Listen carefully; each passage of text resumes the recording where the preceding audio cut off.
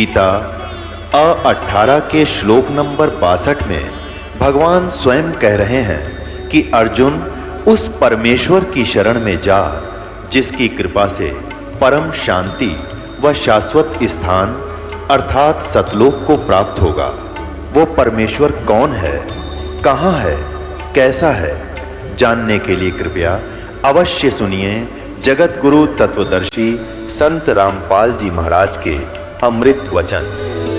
दर्शकों, यह कहानी अल्मोड़ा जिले के सूरत सिंह जी की है, जिन्होंने 43 साल हंसादेश पंथ में बिताने के बाद संत रामपाल जी महाराज से नाम दीक्षा ली और अपने जीवन में अद्भुत बदलाव का अनुभव किया। पहले सूरत सिंह जी हनुमान जी की पूजा और अन्य देवी देवताओं की भक्ति में लगे रहते थे, लेकिन उन्हें कोई लाभ नहीं मिला। जब संत रामपाल जी महाराज के एक भक्त ने सूरत सिंह जी को संत रामपाल जी महाराज द्वारा लिखित पवित्र पुस्तक ज्ञान गंगा दी, तो सूरत सिंह जी के पैरों के नीचे की जमीन खिसक गई। ज्ञान गंगा पुस्तक पढ़ने के बाद उन्हें भक्ति का सच्चा मार्ग मिला। सूरत सिंह जी बताते हैं कि सबसे बड़ा लाभ उनको तब मिला जब इन्होंने संत रामपाल जी महाराज के सत्संग और शास्त्र प्रमाणित विधि से भक्ति प्रारंभ की। उस भक्ति से उनका पूरा परिवार सुखी हुआ तथा पूरे परिवार को शारीरिक और मानसिक संतुष्टि भी प्राप्त हुई। अब सुनिए सूरत सिंह जी की कहानी उन्हीं की जुबानी। सर नमस्कार।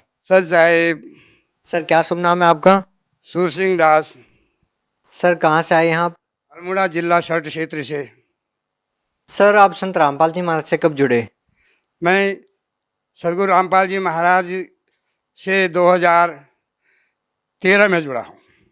सर संत रामपाल जी महाराज से नाम दीक्षा लेने से पहले आप क्या भक्ति साधनाएं करते थे? मैं पहले बचपन से ही हनुमान जी की पूजा करता था, हनुमान चालीसा का पाठ करता था। उसके बाद जब बड़ा हुआ तो जैसे घर में होता है देवी देवताओं की भूतों की पूजा वही करता था।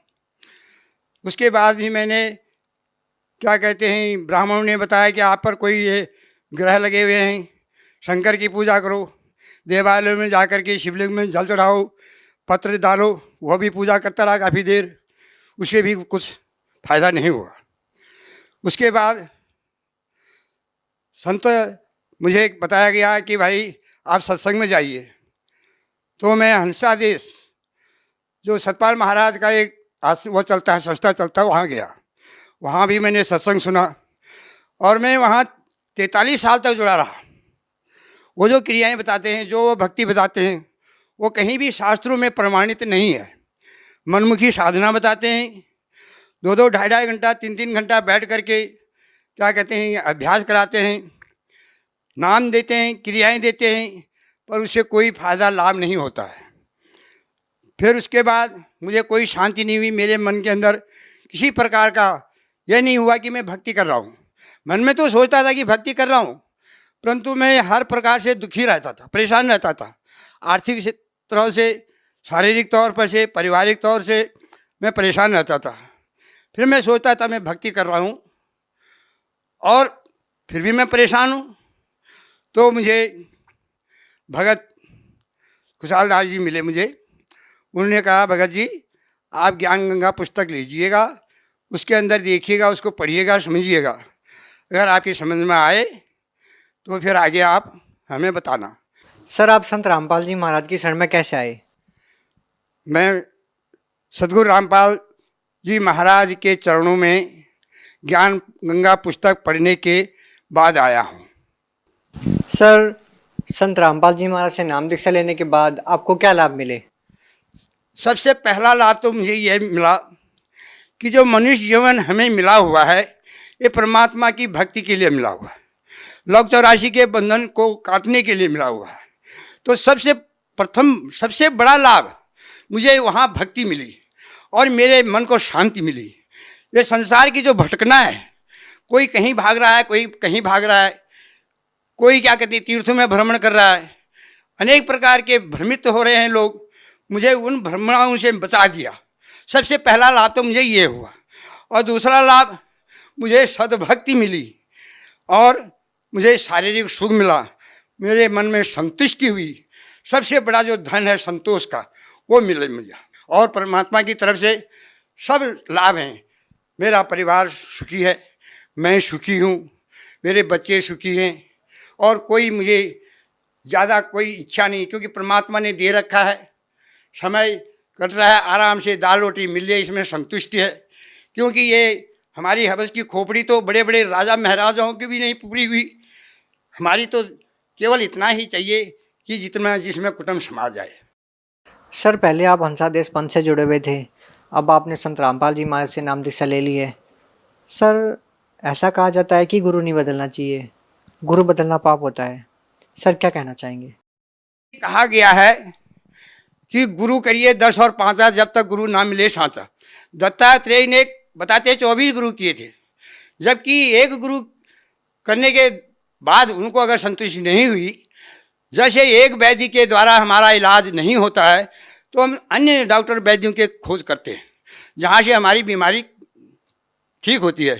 इसी प्रकार से जो हमारे अंदर एक जीव के अंदर जन्म मरण का रोग लगा हुआ है, जो उस बीमारी को काटे, सदगुरु वैद्य वचन विश्वासा है नहीं, संयम यौन विषय का राशा। ये तो जो हमारे अंदर जो जन्म और मरण का जो जीव के अंदर रोग लगा हुआ उसको सदगुरु ही काटते हैं। और श्री संत रामपाल जी महाराज वो दवाई देते हैं, वो नाम देते हैं, वो विधि बताते हैं जिसके द्वारा यह जीव जन्म मरण के बंधन से मुक्त हो सकता है। सर संत रामपाल जी महाराज से जुड़ने से पहले क्या आप किसी प्रकार का कोई नशा करते थे? हाँ, मैं पहले बीड़ी पीता था, सिगरेट पीता था, तंबाकू पीता था, कभी कभी किसी के संगत में बैठ करके शराब का भी सेवन करता था और मांस का भी भक्षण करता था। मैं इंसान नहीं था, मैं उस समय दानव था, मानव नहीं था, मैं दानव था। और जब मैं सदगुरु रामपाल जी महाराज की शरण में आया, तब से मेरे ये सारे नशे छूट गए, अपने आप ही छूट गए, घृणा हो गई मुझे। मैं अब इनकी संगत में जो आदमी रहता है, जो इनका सेवन करता है, मैं उससे कोसों दूर हो जाता हूँ। फिर सर ये आप में इतना बदलाव कैसे आया? पहले आप बहुत सारा नशा करते थे, आपने एकदम नशा छोड़ दिया और अब आपको इन चीज़ों से इतनी नफरत हो गई है कि जो व्यक्ति नशा करते हैं उनसे भी आप दूर बैठते हैं, उनके बीच में भी नहीं बैठते। सर ये बदलाव कैसे आया? मैं तो इसको परमात्मा का चमत्कार मानता हूँ और जो वो नामदान देते हैं उसका प्रभाव मानता हूँ। क्योंकि वैसे तो बहुत कुछ बार सोचा कि ये नहीं करना है, वैसा नहीं करना है, परंतु मैं छोड़ नहीं पाया। परंतु जब से नामदान लिया तब से उस नाम की शक्ति है या गुरु महाराज जी का चमत्कार है, और स्वयं उससे घृणा हो गई। सर अमूमन देखा जाता है कि जो नशे के आदी जो लोग होते हैं वो नशा नहीं छोड़ पाते हैं। सरकार भी इसके लिए बहुत सारी योजनाएं चलाती हैं, नशा मुक्ति केंद्र खोले जाते हैं, लेकिन उसके बावजूद भी लोगों का नशा नहीं छूटता है। सर आखिर संत रामपाल जी महाराज ऐसा क्या ज्ञान देते हैं, ऐसी क्या बातें बताते हैं कि जो श्रद्धालु उनसे जुड़ते हैं वो नशा छोड़ देते हैं? कहा गया है, तरु कोठर में बसे विहंग, तरु काटे मरे न जैसे, साधन करिए विचारहीन तब मन शुद्ध होए ना कैसे।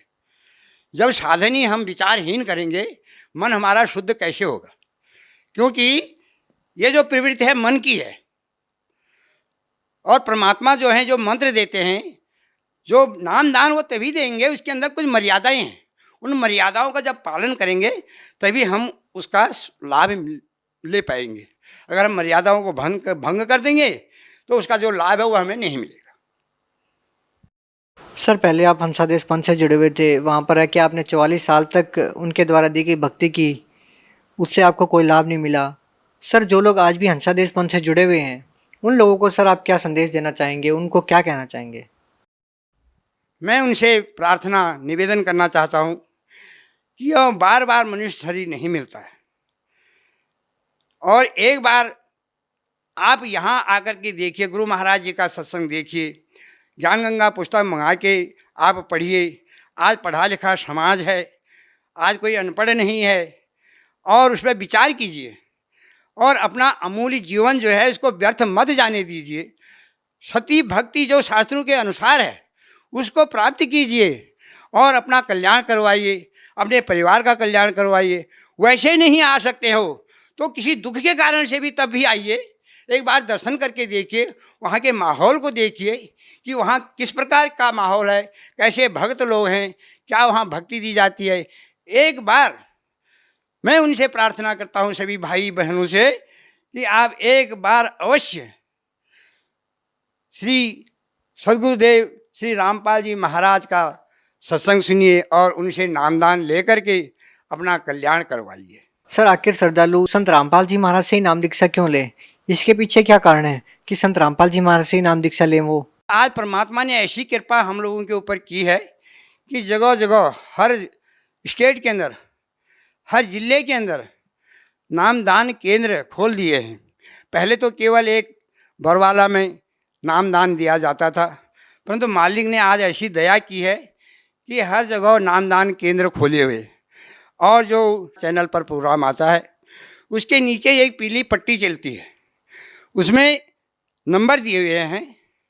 उन नंबरों पर कॉन्टैक्ट करके वहाँ से आप ज्ञान गंगा पुस्तक भी मंगा सकते हैं अपना नाम पता दे करके, और वहाँ फ़ोन कर सकते हैं कि कहाँ से हम नामदान लें, हमारा क्षेत्र ये पड़ता है।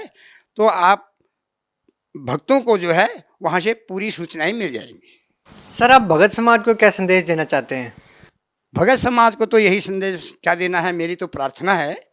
मैं संदेश के लायक भी नहीं हूँ, मैं प्रार्थना करता हूँ कि आप ज़रूर इस मानव जीवन का कल्याण करिए, नामदान लीजिएगा और श्री सद्गुरु रामपाल जी महाराज के चरणों में आकर के अपने जीवन को कृतार्थ कीजिएगा और इस मनुष्य जीवन को सार्थक बना करके लोक 84 के बंधन से मुक्ति होने का प्रयास कीजिएगा। सर संत रामपाल जी महाराज के बारे में बहुत सी बातें ऐसी बताई जाती है, जैसे कि संत रामपाल जी महाराज के बारे में ऐसा कहा जाता है कि संत रामपाल जी महाराज अपने सत्संगों में सभी धर्मगुरुओं के बारे में बोलते रहते हैं, उनकी निंदा करते हैं। सर आप इसके बारे में क्या कहना चाहेंगे?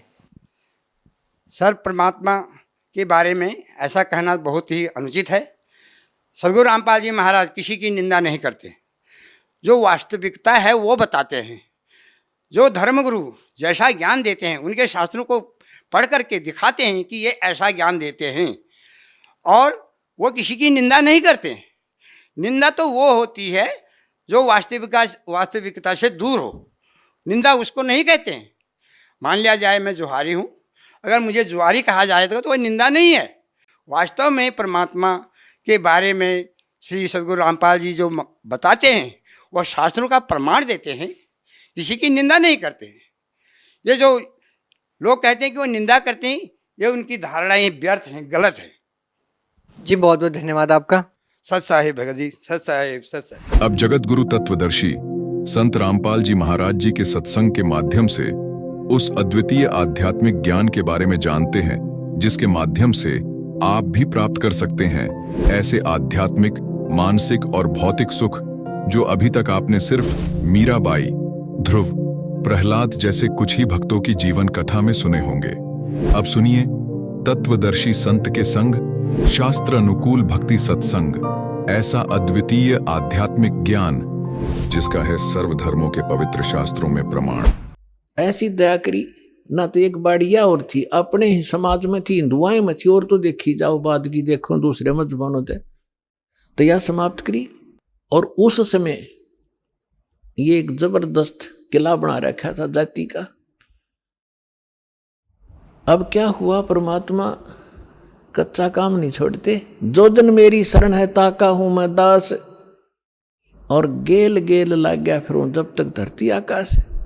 अब क्या किया मालिक ने, जिस मोहल्ले में वो शारदा रहा करती थी उसी में परमात्मा का एक भक्त रहता था, थोड़ी सी दूरी पे, और उसने प्रार्थना की, प्रभु हमारे दास के घर सत्संग कर दो, वहाँ आसपास के भक्तों को भी पता चलेगा और आपका ज्ञान सुनेंगे, हो सकता है किसी के और भाग जाग जा।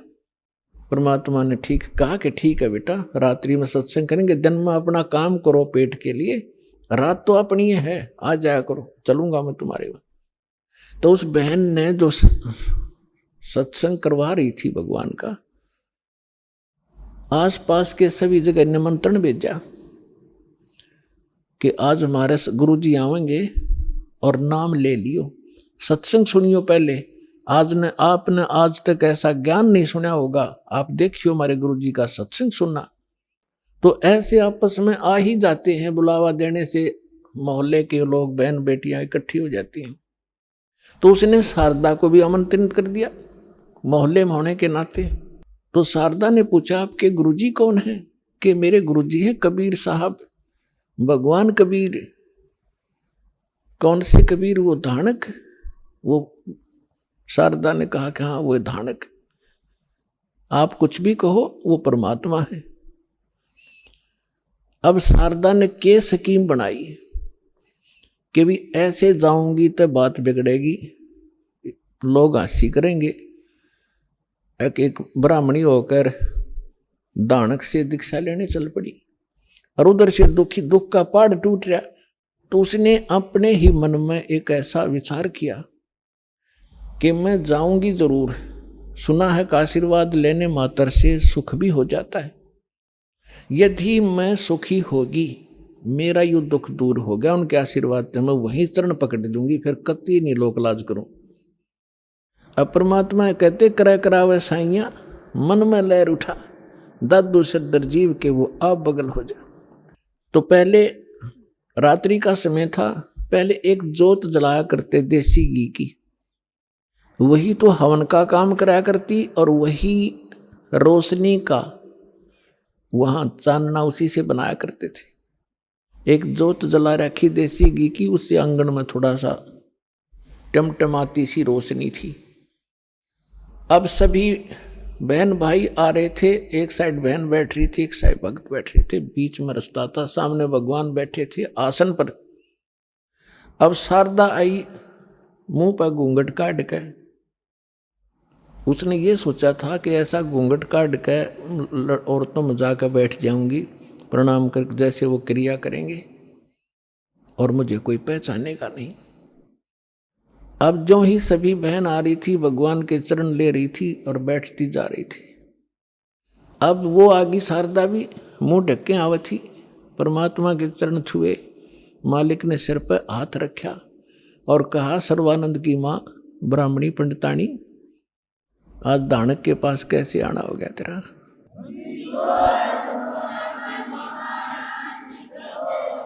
और परमात्मा ने हाथ रख के उठाया भी नहीं था, उसका सारा रोग जो कष्ट था, जो संकट था, वो कति स्वस्थ होगी जैसे दुख कदे था ही नहीं। और ऊपर से परमात्मा ने कहा कि कैसे आगे सर्वानंद की माँ तू?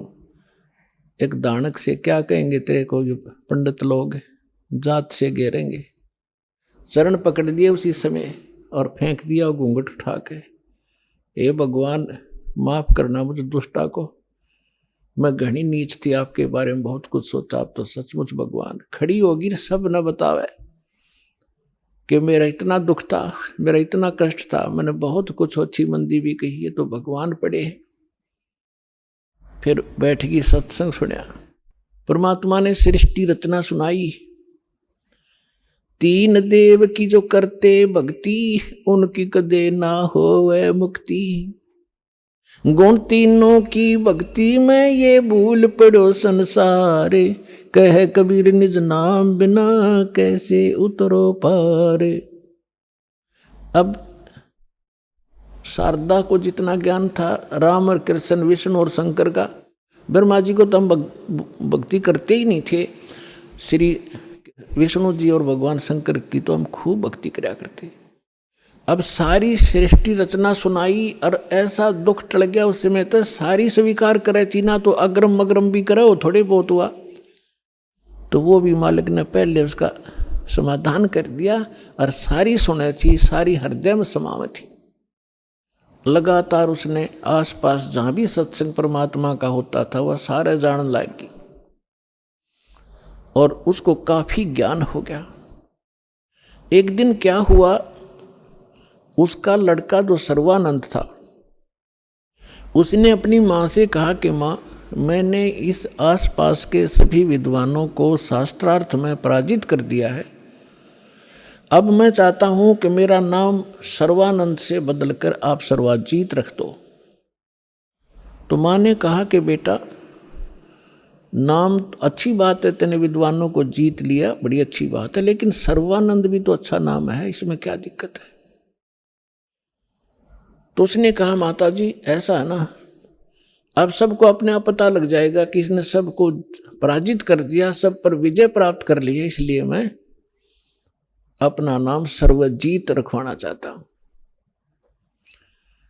उसकी मां बोली, बेटा ठीक है, नाम तेरा बदल दूंगी, लेकिन एक विद्वान और है, उसने पराजित और कर दे। तो वो कहने लगा बताओ बताओ कौन है? कि मेरे गुरुजी हैं और कबीर नाम है उनका, और जुलाहे की कॉलोनी में रहते हैं। कहने लगे वो अच्छा, फिर अकमाता आपने बड़ा विद्वान खोजा, उसको संस्कृत भी ना आती, वो क्या जाने सदग्रंथों के बारे में।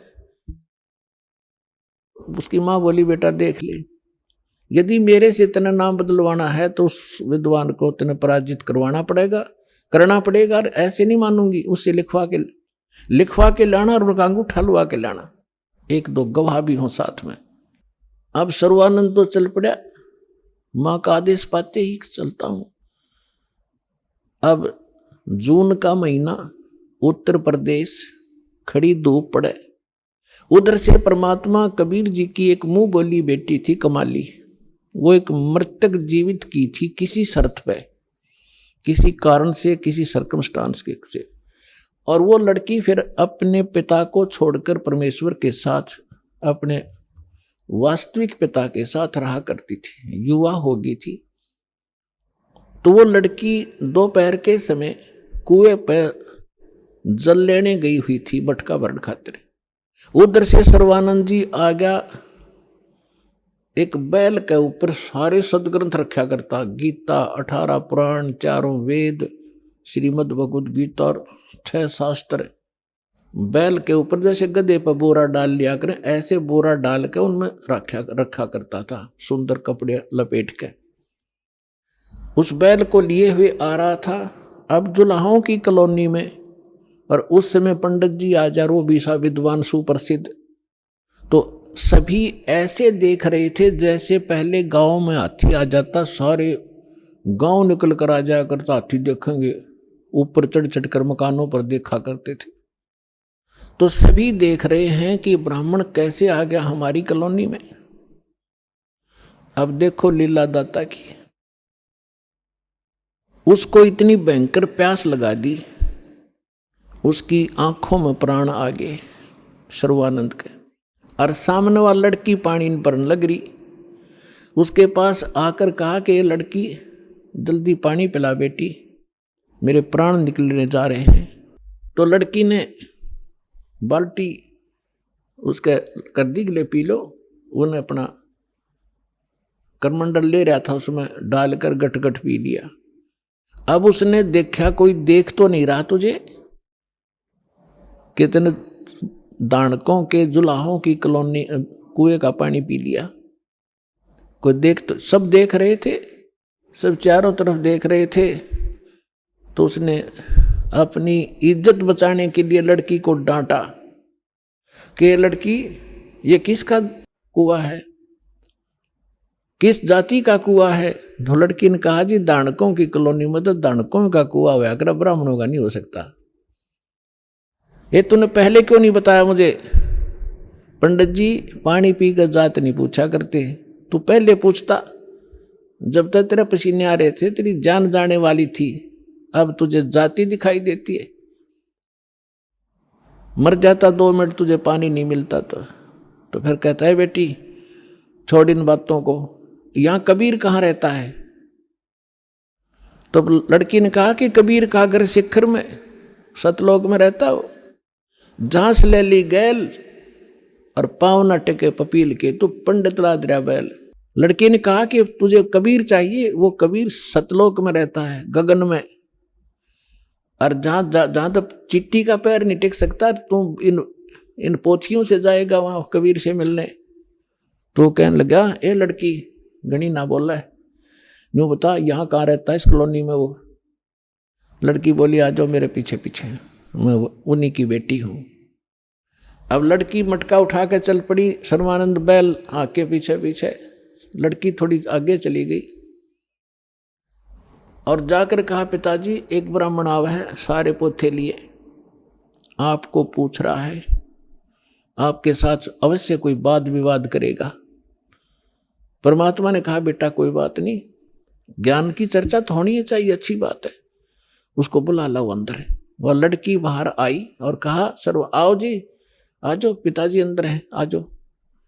तो सर्वानंद बाहर खड़ा हो गया और कहा, ले लड़की, ये मेरा लोटा ले जा, पानी का भरवा दिया कि एक पानी का मेरा लोटा भर दे।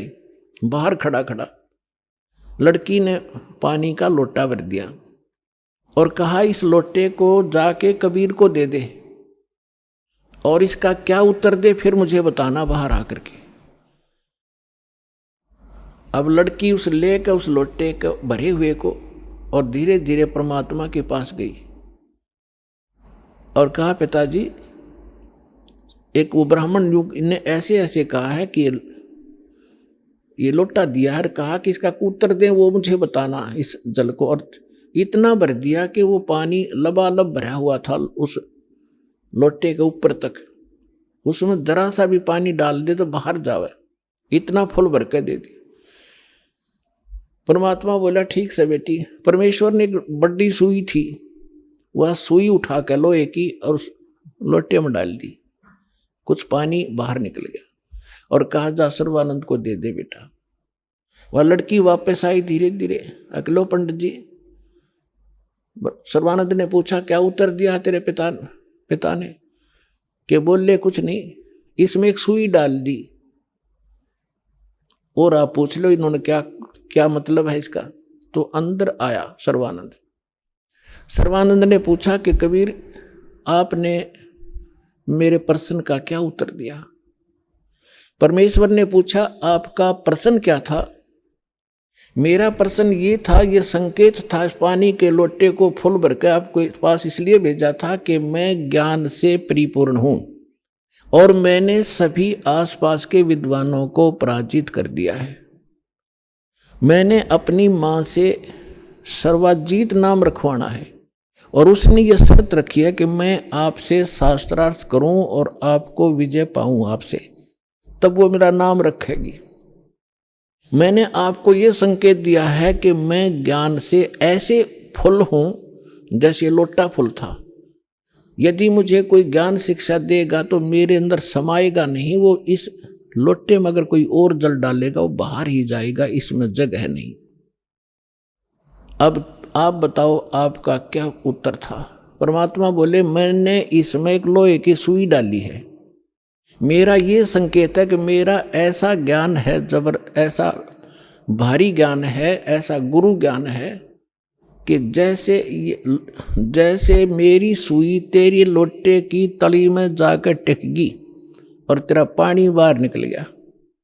ये मेरा ज्ञान ऐसा तेरे थोथे ज्ञान में बाहर फेंक देगा, ठाके तेरे हृदय में समा जाएगा।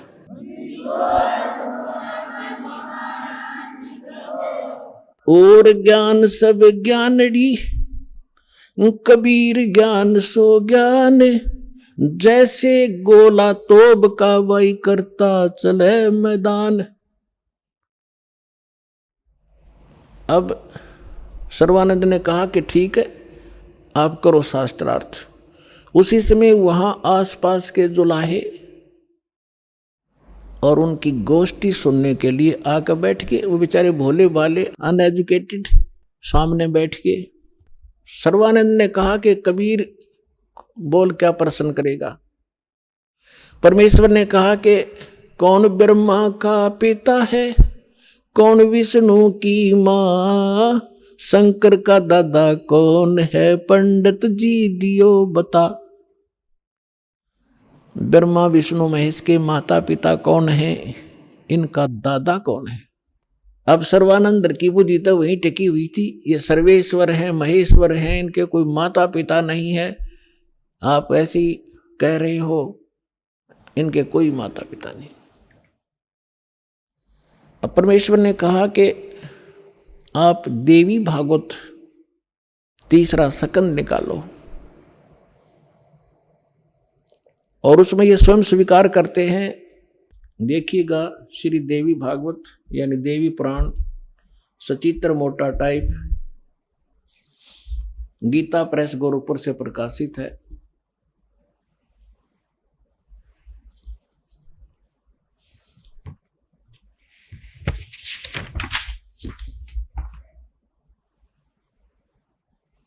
संपादक है हनुमान प्रसाद पोदार, चिमनलाल गोस्वामी।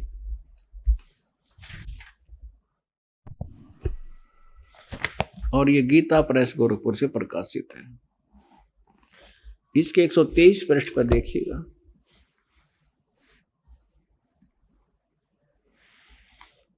तीसरा स्कंद। विष्णु भगवान विष्णु जी अपनी माता दुर्गा की स्तुति करते हुए कहते हैं, तुम शुद्ध स्वरूपा हो, ये सारा संसार तुम इसे उद्भासित हो रहा है।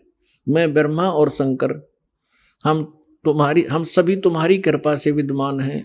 हमारा तो आविर्भाव माने जन्म और तिरोभाव माने मृत्यु हुआ करता है। हमारा तो जन्म मृत्यु होता है। केवल तुम ही नित्य हो, जगत जननी हो, प्रकृति और सनातनी देवी हो। भगवान शंकर बोले, देवी यदि महाभाग विष्णु तुम्ही से प्रकट हुए हैं तो उनके बाद उत्पन्न होने वाले ब्रह्मा भी तुम्हारे ही बालक हुए। फिर मैं तमोगुण लीला करने वाला शंकर क्या तुम्हारी संतान नहीं हुआ? अर्थात मुझे भी उत्पन्न करने वाली तुम ही हो। शिवे संपूर्ण संसार की सृष्टि करने में तुम बड़ी चतुर हो। इस संसार की सृष्टि, स्थिति और संहार में तुम्हारे गुण सदा समर्थ हैं। उन्हीं तीनों गुणों से उत्पन्न हम ब्रह्मा, विष्णु एवं शंकर नियमानुसार कार्य में तत्पर रहते हैं। अब पंडित जी तो साथ ले रहा था, सारे पोथे निकाल कर देख लिया, पढ़ भी लिया। उसको मालूम था कि सामने जो श्रोता है ये सब अशिक्षित, और कह दिया कि झूठ बोलता है, इसमें कुछ नहीं है।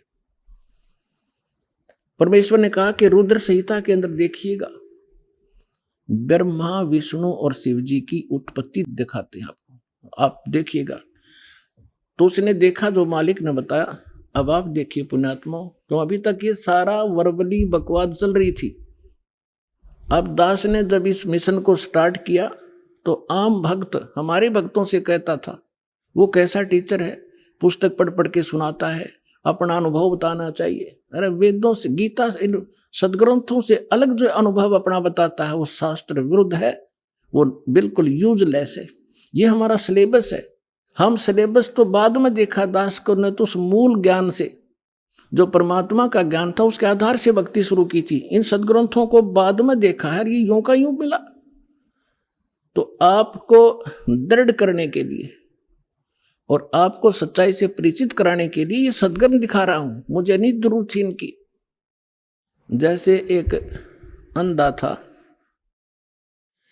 अंधेरे में लालटेन लिए जा रहा था, आगे से बच्चे आ रहे थे उछल कूद करते हुए। उसने कहा, बच्चों देखना देखना बच्चों, मैं अंधा हूं, बेटा ध्यान से चलना, मैं अंधा हूं, देखना, मुझसे ना टकराना। अब बच्चों ने आकर देखा कि आदमी अंधा बतावे और लालटेन हाथ में ले रहा, टॉर्च या लालटेन लैंप। उन्होंने चारों तरफ से घेर के कहा, बाबा सचमुच आप अंधे हो? कहा, बेटा अंधा हूं मैं। फिर लालटेन किस लिए ले रखी है? कि तुम आंखों वालों के लिए, कहीं मेरे से टकरा कर वो डेग दे ना तोड़ दो। आपके लिए है, ताकि इस रोशनी में तुम्हें पता लग जाए कोई बूढ़ा व्यक्ति आ रहा है, साइड से निकल जाओ, मुझसे टकराओ नहीं, मैं अपने इसलिए आपके लिए लिए हुए हूं। तो दास तो इस ज्ञान को पहले सुना रहा था। सन 1994 से लेकर सन 2000 तक वर्बली जो मालिक ने ज्ञान दिया था यही सुना रहा था। ये ब्रह्मा विष्णु महेश नासवान है, इनकी जन्म मृत्यु होती है। ये इष्ट रूप में पूज्य नहीं है, लेकिन अनादरणीय नहीं है। लेकिन दास के सामने ये समस्या थी कि इस बात को, दास की वर्बली इस कहानी को कोई नहीं सुनेगा हिंदू, और विरोध खूब होगा। तो अर्ज करी थी कि आपका ज्ञान सत्य है दाता, कभी गलत नहीं हो सकता। यदि इन सदग्रंथों में मिल जाए, वेद, गीता और पुराणों में, तो आपके बच्चे आपको पहचानने में देर नहीं लाओगे। ऐसी प्रेरणा की परमात्मा ने 2001 में गीता उठा के देखी, जो का तू ज्ञान पाया। क्योंकि परमात्मा ने कहा था अपनी वाणी में कि वेद मेरा भेद है, मैं ना मिलूं वेदन के माही, पर जौन वेद से मैं मिलूं वो वेद जानते नहीं। तो इसके आधार से जब सब सदग्रंथ देखे तो जो का तो ज्ञान मिला। ओए होए, तीन देव की जो करते भक्ति, उनकी कदे ना होवे मुक्ति। और परमात्मा कहा करते, धर्मदास ये जग बोराना, कोई न जाने पद निर्वाणा। यही कारण मैं कथा पसारा, जग से कोई ये एक राम नियारा। अब मैं तुमसे कहूं चिताई, तेरे देवन की उत्पत्ति भाई। माँ अष्टंगी पिता निरंजन, ये जमदारुण वंशन अंजन। 3 पुत्र अष्टंगी जाए, ब्रह्मा विष्णु शिव नाम धराए। 600 वर्ष पहले भगवान उस सुख संवेद में ये अमृत ज्ञान बता गए थे, लेकिन उस समय इतना विरोध किया था इन नकली संतों मंडलेश्वरों ने, परमात्मा के साथ कहर तो ले थे। वो सारी लीला धीरे धीरे सुनाएंगे आपको। आज वही ज्ञान हमारे पुराण बता रहे हैं कि ब्रह्मा विष्णु महेश के माता पिता हैं, दुर्गा इनकी माता है, ये ज्योत स्वरूपी निरंजन ये काल इनका पिता है। और ये भगवान 600 वर्ष पहले बताया करते, क्योंकि वो तो दादा है इनके। दादा तो बाप की भी डेट ऑफ बर्थ बता और पोत्या की भी बता दे, तो पहले बता कर जा रहे थे। अरे नकलियान हमारे तक सारा अज्ञान भर रखा था। अब देखिएगा शिव पुराण, ये संक्षिप्त शिव पुराण सचित्र मोटा टाइप केवल हिंदी, गीता प्रेस गोरखपुर से प्रकाशित है। इसके संपादक कौन है?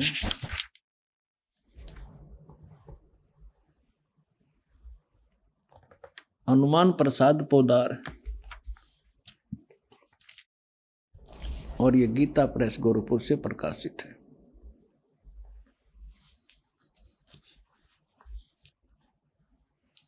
ये देखिएगा, ये है रुद्र संहिता, और यहाँ अध्याय नंबर 5 हम यहाँ पर पढ़ेंगे थोड़ा सा। अपने पुत्र नारद की यह बात सुनकर लोक पितामह ब्रह्मा वहाँ इस प्रकार बोले। हमने 98 से प्रारंभ किया है, 98 से 98 से। अब हम 99 पर पढ़ देंगे, 99 पर। ब्रह्मा जी ने, नारद जी ने ब्रह्मा जी से पूछा था। ब्रह्मा जी कहने लगे, ब्रह्मा जी ने कहा, ब्रह्मन देव शिरोमणे, तुम सदा समस्त जगत के उपकार में लगे रहते हो। तुमने लोगों के हित की कामना से बहुत उत्तम बात पूछी है। जिस समय समस्त चराचर जगत नष्ट हो गया था, सर्वत्र केवल अंधकार ही अंधकार था, न सूर्य दिखाई देता था न चंद्रमा, अन्य ग्रहों का भी और नक्षत्रों का भी पता नहीं था। उस समय तत् सत ब्रह्म, इस श्रुति में जो सत सुना जाता है एकमात्र वही शेष था। अब हम 100 पृष्ठ पर आगे अपने काम की बात पढ़ेंगे। शिव महापुराण रुद्र संहिता हम पढ़ रहे हैं। जिस परब्रह्म के विषय में ज्ञान और अज्ञान से पूर्ण, यानी कुछ साची कुछ झूठी उक्तियों द्वारा इस प्रकार विकल्प किए जाते हैं, उसने कुछ काल के बाद सृष्टि का समय आने पर द्वितीय की इच्छा प्रकट की। उसके भीतर एक से अनेक होने का संकल्प उदित हुआ। तब उस निराकार परमात्मा ने अपनी लीला शक्ति से अपने लिए मूर्ति यानी आकार की कल्पना की। वो क्या बना? मूर्ति रहित परम ब्रह्म। जो मूर्ति रहित परम ब्रह्म है उसकी मूर्ति ये भगवान सदाशिव हैं। अर्वाचीन और प्राचीन विद्वान इन्हीं को ईश्वर कहते हैं। अपने आत्माओं, ये कौन है? सदाशिव ये काल है, और ये इसने प्रतिज्ञा कर रखी है कि मैं कभी किसी के सामने अपने काल रूप में, ओरिजिनल रूप में नहीं आऊंगा। जो श्री कृष्ण के अंदर से निकल कर इसने अर्जुन को दिखाया था भयंकर रूप, वो है इसका असली रूप। तो ये क्या करता है? अपने पुत्र किसी को ब्रह्मा के रूप में दर्शन देता है, किसी को शिव के रूप में, किसी को विष्णु के रूप में। तो यहाँ ये काल के विषय में ब्रह्मा जानकार नहीं है। ये कौन है? कहते वो निराकार था, फिर साकार बन गया सदाशिव। अब देखो सदाशिव कौन है? भगवान सदाशिव है वो मूर्ति। अर्वाचीन और प्राचीन विद्वान उन्हीं को ईश्वर कहते हैं। उस समय एकाकी रहकर स्वेच्छानुसार विहार करने वाले उस सदाशिव ने अपने विग्रह माने शरीर से स्वयं ही एक स्वरूप भूता शक्ति यानी दुर्गा की सृष्टि की, एक स्त्री की सृष्टि की, जो उनके अपने श्रेयंग से कभी अलग होने वाली नहीं थी। उस पराशक्ति को प्रधान प्रकृति गुणवती माया बुद्धि तत्वों की जननी तथा विकार रहित बताया गया है।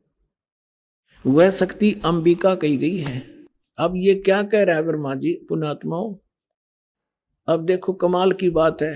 देवी पुराण के अंदर 3 स्कंद में ब्रह्मा जी अपने पुत्र नारद को बताता है कि बेटा, मैं जब उत्पन्न हुआ मैं कमल के फूल पर बैठा था और युवा मेरा शरीर था। मुझे नहीं मालूम मैं किसने उत्पन्न कर दिया, मेरा उत्पत्ति करता कौन है, मैं कुछ नहीं जानता।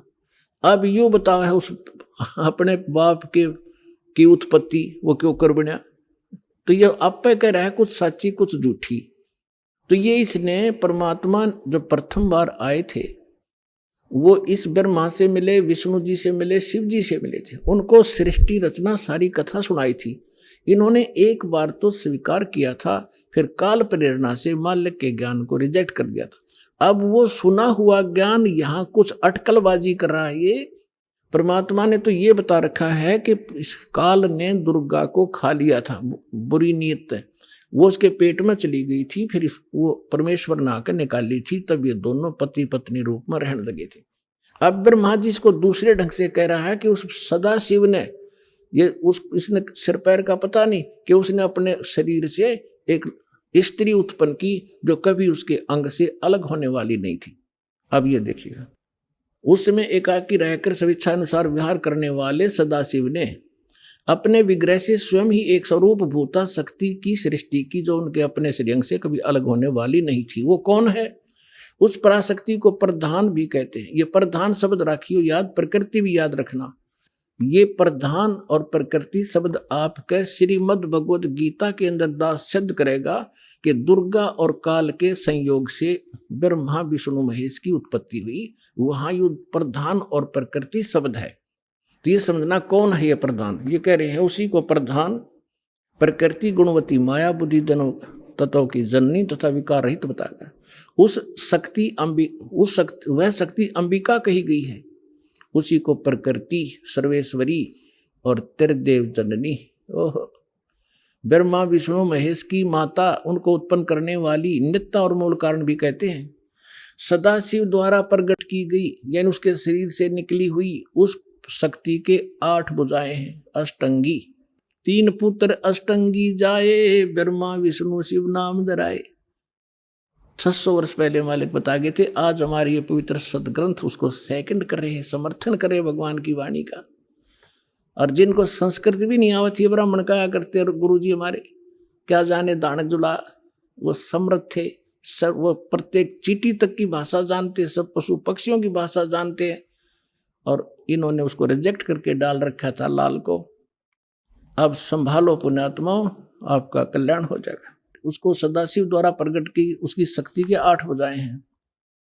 नाना प्रकार के आभूषण उसके श्री अंगों की शोभा बढ़ाते हैं। वह देवी नाना प्रकार की गतियों से संपन्न है और अनेक प्रकार के अस्त्र शस्त्र धारण करती है।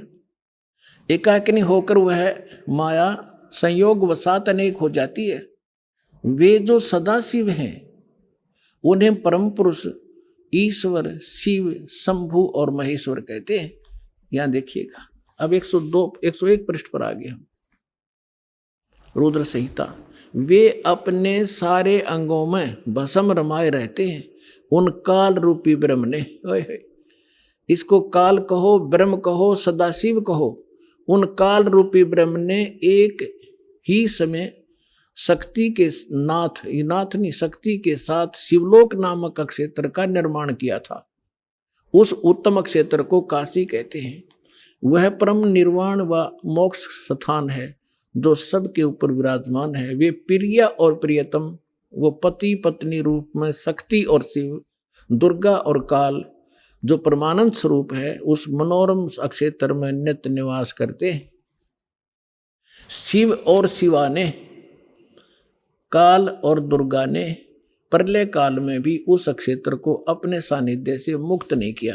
अब यहां देखना, देवर से एक समय उस आनंद वन में रमण करते हुए शिवा और शिव के मन में, दुर्गा और काल के मन में, ब्रह्म के मन में यह इच्छा हुई कि किसी दूसरे पुरुष की सृष्टि करनी चाहिए, यानी कोई संतान उत्पन्न करनी चाहिए।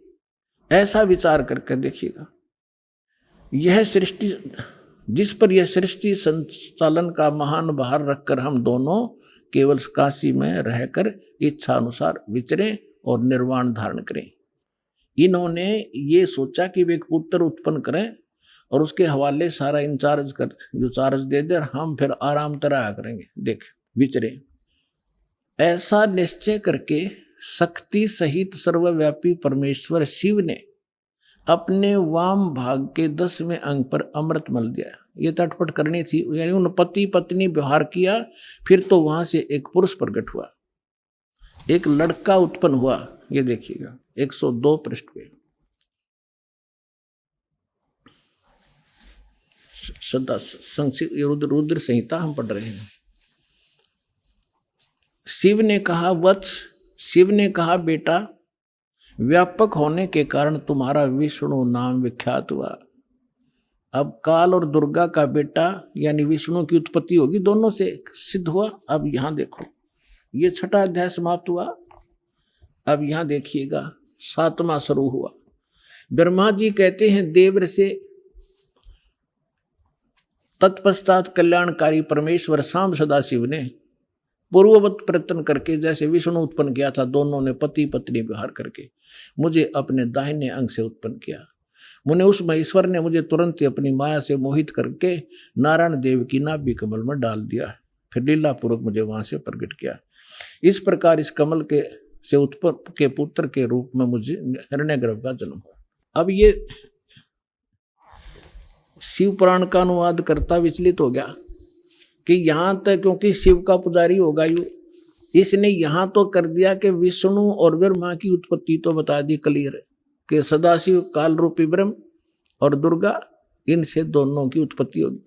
अब यहाँ विचलित हो गया यो, ले कहते हैं चोर चुरावे तुमड़ी और गड्ढे पानी में, वो गड्ढे हुआ उपरावे न सच्चाई छानी नहीं। अब इन तीनों के पिता हैं ये और सिद्ध करते हैं। ये देखिएगा इसके 24 पृष्ठ पे आपको दिखाते हैं। ये विद्वेश्वर संहिता है। एक समय क्या होता है, एक समय ब्रह्मा और विष्णु जी का इस बात पर झगड़ा हो गया, युद्ध हो गया। ब्रह्मा जी कहने लगे मैं तेरा बाप विष्णु जी को, विष्णु जी कहने लगे मैं तेरा बाप, तो मेरी नाभि कमल से उत्पन्न हुआ। इन दोनों का झगड़ा हो गया। ये लंबी कहानी फिर बताएंगे। तो इनके पिता ने सोचा ये लड़का मरेंगे, उसने इनके बीच में एक लिंग खड़ा कर दिया, एक तेजो में पिलर, नीचे से बहुत लंबा चौड़ा। ये दोनों युद्ध करना बंद कर गए, उसके और छोर खोजने लगे। तब ये पहुंच गया अपने पुत्र शिव का रूप धारण करके, और फिर इनसे कहने लगा कि तुम ज्ञान देने लगा, समझाने लगा। तो इन्होंने फिर जो प्रश्न उत्तर किए वो सुनाते हैं, देखिएगा, इससे पता चलेगा ये कौन है। ये है विद्वेश्वर संहिता, संक्षिप्त शिव पुराण, और पृष्ठ नंबर 24 पे ये है ब्रह्मा जी और ये है विष्णु जी, ये बीच में इनका एक स्तंभ है। अब हम यहां आ जाते हैं 25 पृष्ठ पे। ब्रह्मा और विष्णु ने पूछा प्रभो, ब्रह्मा विष्णु फिर उसे वार्ता करने लगे काल से, सृष्टि आदि 5 कर्तों के लक्षण क्या है ये हम दोनों को बताइए। भगवान शिव बोले, ये काल बोला, काल रूपी ब्रह्म बोला, मेरे कर्तव्यों को समझना अत्यंत गहन है, तथापि मैं कृपा पूर्वक तुम्हें उनके विषय में बता रहा हूं। आगे देखो, हम अपने मतलब की पढ़ लेंगे। ये 26 नंबर पे आ गया। अभी आपने सुने जगत गुरु तत्वदर्शी संत रामपाल जी महाराज के मंगलमय सत्संग प्रवचन। आइए अब सुनते हैं उन भक्तों के अनुभव जिन्होंने संत रामपाल जी महाराज के प्रमाणित ज्ञान से प्रभावित होकर नाम दीक्षा लेकर अनेकों लाभ प्राप्त किए। दर्शकों, जब नशे जैसी सामाजिक बुराई किसी परिवार में प्रवेश करती है तो वह घर को नर्क में बदल देती है। यही हुआ दिल्ली की गीता भारद्वाज जी के साथ। इनके पति के नशे की लत ने इनके जीवन को संघर्ष और पीड़ा से भर दिया था। इनके जीवन में एक के बाद एक समस्याएं आती रहीं। माइग्रेन और बवासीर जैसी बीमारियों ने उन्हें 20 सालों तक दवाइयों के सहारे जीने पर मजबूर कर दिया। गीता जी ने हर तरह की पारंपरिक पूजा साधना की, परंतु इन तमाम कोशिशों के बावजूद न इन्हें शांति मिली और न इनके परिवार को सुख मिला। लेकिन फिर तत्वदर्शी संत रामपाल जी महाराज जी द्वारा लिखित आध्यात्मिक पुस्तक ज्ञान गंगा ने इनकी जिंदगी को एक नई दिशा दी। संत जी से जुड़ने के बाद इनकी हर समस्या का निवारण सहज में हो गया और नर्क भरी जिंदगी सुख में परिवर्तित हो गई। अब गीता जी और इनका पूरा परिवार पूरी तरह स्वस्थ है। तो आइए सुनते हैं गीता जी का साक्षात्कार, संत रामपाल जी महाराज की शक्ति का चमत्कार। नमस्कार जी। सत साहिब जी। क्या नाम है बहन जी आपका? गीता भारद्वाज है जी। बहन जी आप कहाँ से हैं? दिल्ली बरवाला से हूँ जी मैं। बहन जी संत रामपाल जी महाराज से नाम दीक्षा आपने कब ली? जी मैंने संत रामपाल जी महाराज से दीक्षा 2011 में ली जी। संत रामपाल जी महाराज से नाम दीक्षा लेने से पहले क्या आप कोई भक्ति साधना भी करती थी? हाँ जी, हम जो मेरे ससुराल में जो भी भक्ति करते थे हम पहले वो सारी करती थी। मैं व्रत भी करती थी और हरिद्वार भी जाते थे, चंडी देवी पर मनसा देवी सब क्या जाते थे, सारे व्रत करती थी जी मैं। और जी हमारे घर में एक नाग देवता की कढ़ाई होती थी जी। जैसे हम दीवार पर एक नाग का सांप का एक चित्र बना के ना फिर सारे परिवार के खाना बना के और हम उसके सामने रखते थे। फिर हम उसकी पूजा करके फिर हम बाद में उस प्रसाद को ग्रहण करते थे। दुआ जी हम करते करते भी मेरे घर में सांप घुस जाया करते जी। जैसे एक दिन तो जी मैं दरवाजे बैठी, इतना 2 लाठी कितना लंबा सांप मेरे पास में बैठा जी। कभी सांप मेरे घर में कांचड़ी छोड़ जाते, कभी सांप के बच्चे पाते जी। ये पूजा करते करते भी नाग देवता की कढ़ाई करते करते भी मेरे घर में सांप बहुत ज़्यादा घुसा करते। मेरा आदमी शराब पीते थे जी। मेरे छोटे छोटे 2 बच्चे हैं, 2 लड़के मेरे जी। शराब पी कर रात को झगड़ा करते, बाहर निकाल देते सर्दी में। मैं दोनों बच्चों को एक शॉल में लपेट के गली में बिठा देता मेरे को। हम बहुत दुखी रहा करते जी। मैं बीमार भी बहुत ज़्यादा रहती थी, सर्वाइकल था, माइग्रेन भी हो गया मेरे को, बवासीर भी हो गई और जी मैंने अपनी बच्चादानी भी निकलवाई। बहुत ज़्यादा परेशान रहती थी जी। मेरी आंत में इन्फेक्शन बता दिया डॉक्टरों ने। मेरा सीटी स्कैन कराया, उन्होंने बता के आंत में वो कैंसर भी हो सकता है। जीटीबी हॉस्पिटल पंथ में मेरी जांच हुई तो वहाँ पे भी रिपोर्ट ठीक से नहीं समझ में आई डॉक्टरों का। डॉक्टर बोले कि दोबारा से सीटी स्कैन कराना पड़ेगा। बहन जी आपने बताया कि आप जो भक्ति साधनाएं करती थी उनसे आपको कोई लाभ नहीं मिला। आपके पति बहुत ज़्यादा शराब पीते थे। आप इतनी परेशान रहती थी कि आप अपने बच्चों को लेकर बाहर गली में बैठ जाती थी। आपको माइग्रेन की समस्या हो गई, आपकी आंत में पानी भर गया। तो फिर संत रामपाल जी महाराज की जानकारी आपको कहाँ से मिली? तो जी मैं जी बहुत दुखी रहा करती। तो मेरे पड़ोस में एक कमलेश भगत नहीं है जी, तो उसने मेरे को बोला तू सारे का इतनी दवाई खा ली, इतने धक्के खा लिए, तो एक मेरे पास पुस्तक है ज्ञान गंगा, तू वो पढ़। तो मैंने ज्ञान गंगा पुस्तक पढ़ी जी। मैं उस किताब को पढ़ती थी और मैं रोती थी कि यो ज्ञान यो कहाँ था यो ज्ञान। इतनी दुखी थी कि मैं नू क्या करती भगवान, तो मैं इतनी पूजा करूँ भगवान थारी कि मेरी किस्मत आपने कौन सी स्याही कौन सी कलम पे लिखी है जो मैं इतनी पूजा करते हुए मैं इतनी दुखी हूँ। मेरा दुख क्यों नहीं काटते, तुम किसे भगवान हो। तो फिर जी मैंने वो ज्ञान गंगा पुस्तक पढ़ी, तो मैंने ऐसा ज्ञान कहीं नहीं पढ़ा, कहीं नहीं सुना। जब उसके बाद मैं नाम दीक्षा 2011 में मैं संत रामपाल जी महाराज से दीक्षा लेने गई। मैं उस दिन रात को बहुत आराम बहुत शांति से नींद आई। मैंने आश्रम में ही मेरे को बहुत शांति महसूस हुई। उसके बाद मेरे दोनों बेटे भी जुड़ गए संत रामपाल जी महाराज से, उन्होंने भी नाम दीक्षा ले ली। बहन जी संत रामपाल जी महाराज से नाम दीक्षा लेने के बाद क्या आपको कोई लाभ भी प्राप्त हुए? हाँ जी, मेरे जो आंत में इन्फेक्शन था तो मैंने पंथ में टेस्ट करवाया। उन्होंने दोबारा मेरा सीटी स्कैन किया तो डॉक्टर ने बोले कि आप आंत में इन्फेक्शन था, कैंसर तक जो डॉक्टर बताए थे कि कैंसर का शक था कि कैंसर मिल सकता है। मैंने संत रामपाल जी महाराज से अरदास लगाई कि परमात्मा मेरे ऐसे ऐसे है। तो संत रामपाल जी महाराज ने कहा कि बेटी भगवान पे विश्वास रखो और जो गुरु नाम मंत्र दिए हैं दीक्षा, तो जो भक्ति दी है वो भक्ति करते रहो। कि भक्ति करती रही तो मेरे जब डॉक्टरों ने दोबारा से सीटी स्कैन किया तो मेरी रिपोर्ट नॉर्मल आई और आज तक मैंने कोई दवाई नहीं खाई, मैं बिल्कुल ठीक हो गई। मैं जी 20 साल से मैं दवाई खा रही थी, अब मैं कोई दवाई नहीं खाती।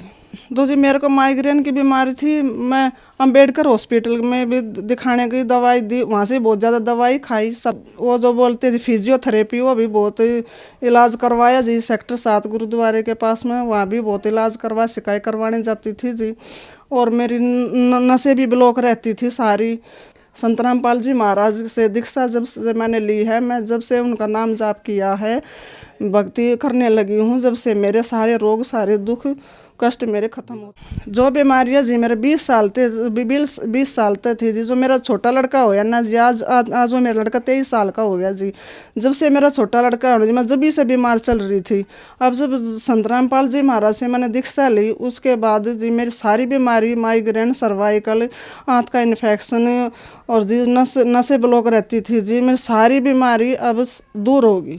संत रामपाल जी महाराज से दीक्षा लेने के बाद अब मैं बिल्कुल ठीक हूँ, मेरे मन को शांति है जी।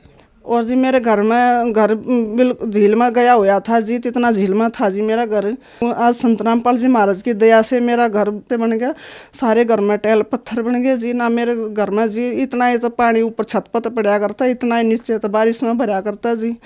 संत रामपाल जी महाराज की दया से मेरा घर अब बहुत अच्छा बन रहा है। भाई मेरा छोटा लड़का है तो उसको जी डेंगू हो गया था जी। तो डॉक्टरों से उसका टेस्ट कराया तो उसका 43 प्लेट रह गई थी कि डॉक्टर ने कहा था कि इसका तो सारा खून बदलवाना पड़ेगा, दोबारा से खून चेंज करना पड़ेगा। तो जी मैं तो गुरुजी नाम दीक्षा ले रखी थी, मैं गुरुजी से अरदास करती। मैंने संत रामपाल जी महाराज से मैंने प्रार्थना करवाई कि गुरुजी अगर तू सच्चा भगवान है ना तो मेरे बेटे को जिंदा कर दे, मेरे बेटे ने बचा ले तू। तो जी 2 ही दिन के बाद संत रामपाल जी महाराज ने मेरे को बताया कि बेटी भक्ति करती रह, भगवान पर विश्वास रख, मंत्र जपते रहो, मंत्र मत छोड़ना। मैं मेरा बेटा मंत्र करते रहे, बीमार था जैसे, फिर भी मेरा बेटा मंत्र करता रहा। तो जी संत रामपाल जी महाराज ने इतनी दया करी जी, मेरे बेटे की 2 दिन में 2 लाख प्लेट बढ़ा दी। इस भगवान का, संत रामपाल जी महाराज का मैं बहुत आभारी हूँ। अब संत रामपाल जी महाराज की दया से हम माँ बेटा बहुत खुश हैं। पहले ऐसा था जी, मेरा आदमी शराबी था जी, तो हमारे घर में आटा तक नहीं होया करता। और आज संत रामपाल जी महाराज की दया से मेरे घर में आगे से आगे राशन भरा रहे हैं। आज मेरे घर में ना तो बीमारी, टोटा भी सारा दूर हो गया, सारी बीमारी दूर चली गई। आज हम बहुत खुश हैं जी। बहन जी, संत रामपाल जी महाराज से नाम दीक्षा लेने के बाद आपको बहुत सारे लाभ प्राप्त हुए। आपकी संत रामपाल जी महाराज ने सर्वाइकल, माइग्रेन की समस्या और आंतों में इन्फेक्शन बगैर ऑपरेशन के ठीक कर दिया। और सबसे बड़ा चमत्कार ये हुआ कि आपके लड़के को डेंगू हो गया था, उसकी प्लेटलेट्स 43 रह गई थी, उसको दूसरे अस्पतालों में रेफर कर दिया गया। संत रामपाल जी महाराज ने उसको जीवन दान दिया और अगले ही दिन एकदम उसकी 2 लाख प्लेटलेट हो गई बगैर कुछ खून चढ़ाए हुए। तो ये बहुत बड़ा चमत्कार है। संत रामपाल जी महाराज ने आपको और आपके बच्चों को भी जीवन दान दिया। आपके ऊपर दुखों का कहर टूटा हुआ था। तो जो माताएं बहनें आपको देख रही हैं, वह भी किसी न किसी तरीके से दुखी हैं, उनके लिए आप क्या कहना चाहेंगी? मैं भगत समाज से यह प्रार्थना करना चाहती हूँ कि भाई जैसे मैंने सारे के धक्के खा लिए थे जी, मेरी तो यहीं पर सारा रोग कटा, रोग का निवारण संत रामपाल जी महाराज के शरण आने से मेरा रोग निवारण होया है। कि आप भी इधर उधर भटकने से अच्छा है संत रामपाल जी महाराज के शरण में आओ और अपना कल्याण करवाओ। यहाँ इस पृथ्वी का सुख है ये तो गुरु संत रामपाल जी महाराज जी रूंगे में देते हैं। और असली तो भक्ति मोक्ष की है कि हमारा जन्म मरण तो पीछा छूट जाए, ये भक्ति देते हैं हमारे संत रामपाल जी महाराज। बहन जी, संत रामपाल जी महाराज की शरण में कैसे आ सकते हैं? टीवी पे जी इतने चैनल आते हैं जी, सत्संग आता है तो नीचे एक पट्टी आती है जी, उसमें नंबर हैं, SMS करो जी और उन नंबरों पे अपना कांटेक्ट करो और संत रामपाल जी महाराज से नाम दीक्षा ले सकते हैं और अपना कल्याण करा सकते हैं। धन्यवाद बहन जी। सत साहिब जी।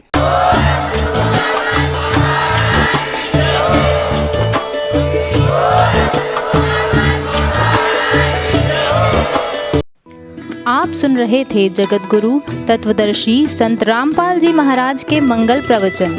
अधिक जानकारी के लिए संपर्क करें।